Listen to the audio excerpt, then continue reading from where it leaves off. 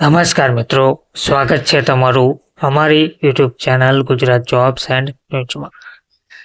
મિત્રો, નગરપાલિકાના કર્મચારીઓને લઈને એક મહત્વની અપડેટ સામે આવી રહી છે. બોર્ડ નિગમના કર્મચારીઓને તબીબી ભથ્થાનો લાભ આપવામાં આવી રહ્યો છે, જ્યારે રાજ્યની નગરપાલિકાના કર્મચારીઓને તબીબી ભથ્થાનો લાભ આપવા બાબત મહત્વની અપડેટ સામે આવી છે, જેમાં ગુજરાતના નગરપાલિકાના કર્મચારીઓ હવે વિરોધ નોંધાવી રહ્યા છે. રાજ્યની લગભગ 157 નગરપાલિકાના કર્મચારીઓએ હડતાલની ચીમકી આપી છે. બોર્ડ નિગમના કર્મચારીઓને તબીબી ભથ્થાનો લાભ આપવામાં આવી રહ્યો છે, જ્યારે રાજ્યની નગરપાલિકાના કર્મચારીઓ આ સરકારી લાભથી વંચિત રહ્યા છે.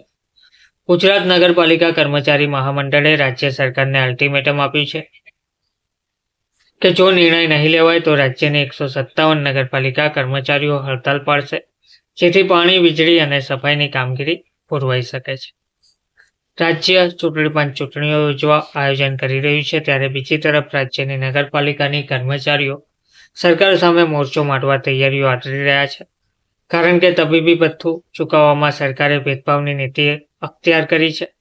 રાજ્યના બોર્ડ નિગમના કર્મચારીઓને તબીબી ભથ્થું 1000 રૂપિયા ચૂકવવામાં આવે છે, જ્યારે નગરપાલિકાના કર્મચારીઓને તબીબી ભથ્થા પેટે ફક્ત 100 રૂપિયા અપાય છે. પાલિકાના કર્મચારીઓનું કહેવું છે કે વર્ષ 2022માં રાજ્ય સરકારે તબીબી ભથ્થું 1000 રૂપિયા ચૂકવવા માટે મોટા ઉપાડે પરિપત્ર જાહેર કર્યો છે.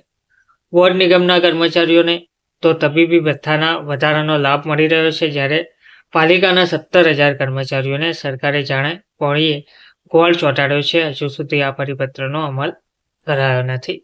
તો પાલિકા કર્મચારી મહામંડળે ચીમકી પણ ઉચ્ચારી છે કે જો 30મી ડિસેમ્બર સુધી તબીબી ભથ્થાનો વધારો કરવા સરકાર નિર્ણય નહીં લે તો રાજ્યમાં 157 નગરપાલિકાના કર્મચારીઓ હડતાળ પર ઉતરી જશે.